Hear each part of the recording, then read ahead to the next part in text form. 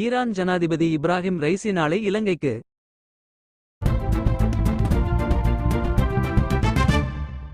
உமா ஓயா பல்நோக்கு அபிவிருத்தி திட்டத்தை மக்கள் பாவனைக்கான கையளிக்கும் நிகழ்வில் கலந்து கொள்வதற்காக ஈரான் ஜனாதிபதி இப்ராஹிம் ரைசி நாளை 24 இலங்கைக்கு வருகை தரவுள்ளார். ஜனாதிபதி ரணில் விக்ரமசிங்கவின் விசேட அழைப்பின் பேரில் ஈரான் ஜனாதிபதி ஒருநாள் உத்தியோகபூர்வ விஜயத்தை மேற்கொண்டு இலங்கை வரவுள்ளதுடன் 2008 ஏப்ரல் மாதத்தில் அப்போதைய ஈரான் ஜனாதிபதி மொஹமட் அஹமதி நெஜாட்டின் இலங்கை விஜயத்திற்கு பின்னர் ஈரான் ஜனாதிபதியொருவர் இலங்கைக்கு விஜயம் செய்வது இதுவே முதல் தடவையாகும். ஈரானுக்கும் இலங்கைக்கும் இடையிலான இருதரப்பு உறவுகளை மேலும் வலுப்படுத்துவதற்கான 5 புரிந்துணர்வு ஒப்பந்தங்களும் இதன்போது கைச்சாத்திடப்படவுள்ளது. மகாவலி திட்டத்தின் பின்னர் நாட்டின் மிகப்பெரிய நீர்ப்பாசன திட்டமாக வரலாற்றில் இணையும் உமா ஓயா பல்நோக்கு அபிவிருத்தி திட்டம் ஈரான் மற்றும் இலங்கை ஜனாதிபதிகளின் தலைமையில் நாளை 24 திறந்து வைக்கப்படவுள்ளது. உமா ஓயா பல்நோக்கு அபிவிருத்தி திட்டம் UOMDP என்பது இலங்கையின் தேசிய முக்கியத்துவம் வாய்ந்த திட்டமாகும். தென்கிழக்கு பகுதியின் உலர் வலயத்தில் நிலவும் நீர் பற்றாக்குறையை தணிப்பதற்காக சுற்றுச்சூழலுக்கும் நீர் மூலங்களுக்கும் பாதிப்பு ஏற்படாத வகையில் உமா ஓயாவில் வருடாந்தம் சேரும் 145 கனமீட்டர் நீருக்கு மேலதிகமான நீரை கிருந்தி ஓயவிற்கு திருப்பிவிடுவதே இத்திட்டத்தின் பிரதான நோக்கமாகும். இதன் மூலம் மொனராகலை மாவட்டத்தில் 4500 ஹெக்டேயர் புதிய விவசாய நிலங்களுக்கும் தற்போதுள்ள 1500 ஹெக்டேயர் விவசாய நிலங்களுக்கும் நீர்ப்பாசன வசதி கிடைக்கும். அத்தோடு பதுளை மொனராகலை அம்பாந்தோட்டை பிரதேசங்களின் குடிநீர் மற்றும் தொழிற்சாலை நீர் தேவைகளுக்கு 39 மில்லியன் கன மீட்டர் நீரையும் வழங்க முடியும். இதனால் வருடாந்தம் 290 ஜிகாவாட் மின்சாரத்தை தேசிய மின்சார கட்டமைப்பிற்கு வழங்க முடியும்.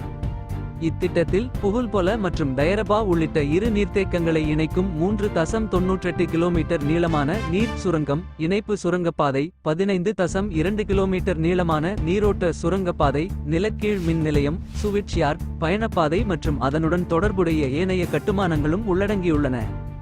இலங்கை அரசாங்கத்தின் சார்பில் அப்போதைய கனிய வள அபிவிருத்தி அமைச்சு மற்றும் ஈரான் குடியரசின் வலுசக்தி அமைச்சுக்கிடையில் 2007 நவம்பர் 27 கைச்சாத்திடப்பட்ட புரிந்துணர்வு ஒப்பந்திற்கு அமைவாக உமா ஓயா பல்நோக்கு அபிவிருத்தி திட்டத்தை செயற்படுத்த ஈரானின் FARAB வலுசக்தி மற்றும் நீர்த்திட்ட நிறுவனம் FC இலங்கை அரசாங்கம் சார்பில் அப்போதைய நீர்ப்பாசன மற்றும் நீர் முகாமைத்துவ அமைச்சுக்கும் இடையில் 2008 ஏப்ரல் 28 பொறியியல் கொள்முதல் கட்டுமான பணிகளை முன்னெடுக்க அமைச்சரவை அனுமதி வழங்கியிருந்தது.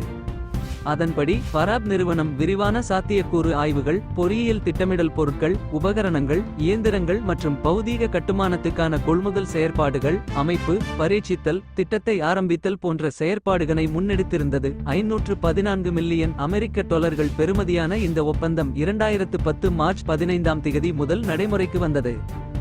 ஈரானின் ஏற்றுமதி மேம்பாட்டு வங்கி EDBI 2013 வரை 50 மில்லியன் அமெரிக்க டாலர்களை வழங்கியிருந்தது. இருப்பினும் அந்த நேரத்தில் ஈரானுக்கு எதிராக விதிக்கப்பட்ட சர்வதேச தடைகள் காரணமாக அவர்களால் இத்திட்டத்திற்கு தொடர்ந்தும் நிதியளிக்க முடியாமல் போனது. எனவே அரசாங்க நிதியை பயன்படுத்தி ஒப்பந்தக்காரரான பராப் நிறுவனத்துடன் திட்டத்தை தொடர்ந்தும் முன்னெடுத்து செல்ல இலங்கை அரசாங்கம் தீர்மானித்திருந்தது.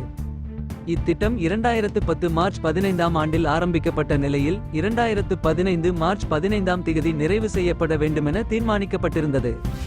ஆனால் ஹெட்ரஸ் டனல் சுரங்கப்பாதையில் எதிர்பாராத விதமாக தண்ணீர் நுழைதமையால் ஏற்பட்ட தொழில்நுட்ப சிக்கல்கள் மற்றும் சமூக பாதிப்புகள், நிதி சவால்கள், உலகளாவிய நெருக்கடிகள் மற்றும் கட்டுமான காலத்தில் ஏற்பட்ட கோவிட் தொற்று நோய் பரவல் காரணமாக திட்டத்தின் நிறைவு திகதி 2024 மார்ச் 31 வரை நீட்டிக்கப்பட்டது. அதேபோல் குறைபாடுகள் மற்றும் உத்தரவாத காலமும் 2025 மார்ச் 31 வரை நீட்டிக்கப்பட்டது. 2024 பிப்ரவரி மற்றும் மார்ச் மாதங்களில் இத்திட்டமானது அதன் ஆரம்ப அமுலாக்க கட்டத்தை நிறைவு செய்திருந்ததுடன் திட்டத்தின் முதலாம் 2ஆம் அலகுகள் தேசிய மின் கட்டமைப்புடன் வெற்றிகரமாக இணைக்கப்பட்டுள்ளன. இத்திட்டத்தின் சோதனை செயல்பாடுகள் 2024 ஏப்ரல் 1 ஆரம்பமாகியிருந்தது. பண்டாரவளை மற்றும் வெள்ளவாயவிற்கு இடையில் தரைமட்ட உயரம் 700 மீட்டர் வித்தியாசத்தை கொண்டுள்ளது. இவ்வாறான உயரத்தில் சுரங்கப்பாதையின் திசையை மாற்றுவது எளிதல்ல. மேலும் விசையாழி டர்பைன் ஊடாக நீர் ஊற்ற ஆழமான அழுத்தம் கொண்டு நிர்மாணிக்கப்பட்டுள்ளது. இதுபோன்ற வடிவமைப்பை உலகில் வேறு எங்கும் பார்க்க முடியாததால் இதன் நிர்மாணப் பணிகள் நிறைவடையும் போது இது ஒரு அற்புதமான வடிவமைப்பாக இருக்கும். பராப் நிறுவனத்திடமிருந்து இந்த திட்டத்தை பெற்ற பின்னர் நீர்ப்பாசன அமைச்சினால் இந்த திட்டத்தின் செயற்பாட்டாளராக உள்ள இலங்கை மின்சார சபை மற்றும் இலங்கை மகாவலி அதிகார சபையிடம் ஒப்படைக்கப்படும்.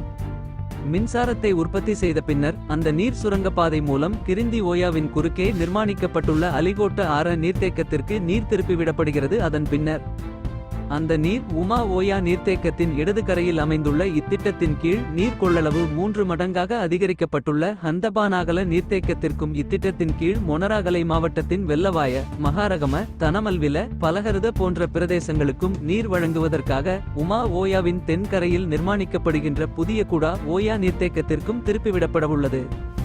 நீர்ப்பாசன திணைக்களத்தின் நேரடி பங்களிப்பில் நடைமுறைப்படுத்தப்படும் உமாஓயா கீழ் நீர்த்தேக்க அபிவிருத்தி திட்டமானது கிரிந்தி ஓயா பள்ளத்தாக்கில் நீண்டகாலமாக நிலவி வந்த நீர் பற்றாக்குறையை முழுமையாக முடிவுக்கு கொண்டுவருவதோடு பெறப்படும் நீரின் மூலம் அதிகபட்ச பயன்களை பெற புதிய தொழில்நுட்பத்தை பயன்படுத்தி ஒருங்கிணைந்த விவசாய மேம்பாட்டு திட்டத்தை செயல்படுத்துமாறு சம்பந்தப்பட்ட அதிகாரிகளுக்கு அரசாங்கம் அறிவுறுத்தியுள்ளது. அத்துடன் பண்டாரவளை மற்றும் வெள்ளவாய பிரதேசங்களில் குடிநீர் மற்றும் கைத்தொழில் தேவைகளுக்கான நீரை வழங்குவதில் ஏற்பட்டுள்ள பிரச்சினைக்கும் உமாஓயா பல்நோக்கு அபிவிருத்தி திட்டம் தீர்வுகளை வழங்கியுள்ளது. ஈரானுக்கும் இலங்கைக்கும் இடையிலான முறையான இராஜதந்திர உறவுகள் 1962இல் ஆரம்பிக்கப்பட்டதுடன் முறையான இராஜதந்திர உறவுகள் ஆரம்பிக்கப்படுவதற்கு முன்பிருந்தே இரு நாடுகளுக்கும் இடையிலான தொடர்புகள் பேணப்பட்டுள்ளன. முந்தைய பாரசீக காலத்தில் இரு நாடுகளுக்கும் இடையிலான உறவுகள் முக்கியமாக ஹோர்மூஸ் நீரிணை வழியாக நடத்தப்பட்டுள்ளன. ஈரான் தனது தூதரகத்தை 1975இல் கொழும்பில் ஆரம்பித்ததுடன் இலங்கை தனது தூதரகத்தை ஜனவரி 1990இல் தெஹ்ரானில் நிறுவியது. இரு நாடுகளும் அனைத்து துறைகளிலும் நெருக்கமான ஒத்துழைப்பை பேணுவதுடன் பலதரப்பு உறவுகளில் ஒன்றுக்கொன்று ஒத்துழைக்கின்றன. ஈரானின் அபிவிருத்தி உதவிகள் கடன் வடிவில் வழங்கப்படுவதுடன் பிரதானமாக உட்கட்டமைப்பு வசதிகள், நீர்ப்பாசனம் மற்றும் வலுசக்தி போன்ற துறைகளை மேம்படுத்துவதில் முக்கிய கவனம் செலுத்துகிறது. இலங்கை அரசாங்கம் ஏற்கனவே $1,93,1572.6 அமெரிக்க டாலர்களை ஈரானுக்கு திருப்பிச் செலுத்தியுள்ளதுடன் செலுத்த வேண்டிய மீதமுள்ள தொகை ஏறத்தாழ $3,52,46,022.56 அமெரிக்க டாலர்களாகும். இலங்கையும் ஈரானும் ஐக்கிய நாடுகள் சபையிலும் அதன் துணை அமைப்புகளிலும் நெருக்கமாக பணியாற்றுவதுடன் இரு நாடுகளுக்கும் பரஸ்பர முக்கியத்துவம் வாய்ந்த பிரச்சினைகளில் ஒன்றுக்கொன்று ஆதரவளித்து வருகின்றன. இலங்கையும் ஈரானும் ஆசிய ஒத்துழைப்பு உரையாடல் ACD மற்றும் அணிசேரா அமைப்பு நாம் மற்றும் இந்து சமுத்திர எல்லை நாடுகளின் சங்கம் யூரோ உட்பட பல சர்வதேச மற்றும் பிராந்திய அமைப்புகளில் உறுப்பினர்களாக உள்ளன. இரு நாடுகளுக்கும் இடையில் விமான சேவையை நடைமுறைப்படுத்துவதற்கு இலங்கை இணங்கியுள்ளதுடன் மேலும் இது ஈரானிய சுற்றுலா பயணிகளை இலங்கைக்கு வருவதற்கு ஊக்குவிப்பதோடு சிவில் விமான போக்குவரத்து துறையில் ஒத்துழைப்பை மேம்படுத்தும் என்றும் எதிர்பார்க்கப்படுகிறது. 2022இல் இலங்கைக்கு அதிக சர்வதேச சுற்றுலா பயணிகள் வருகை தரும் நாடுகளின் பட்டியலில் ஈரான் 27வது இடத்தை பிடித்ததுடன் இது 2021 உடன் ஒப்பிடும்போது குறிப்பிடத்தக்க வளர்ச்சியை காட்டுகிறது. 2023 ஜூன் இறுதிக்குள் 5973 ஈரானிய சுற்றுலா பயணிகள் இலங்கைக்கு வருகை தந்துள்ளனர்.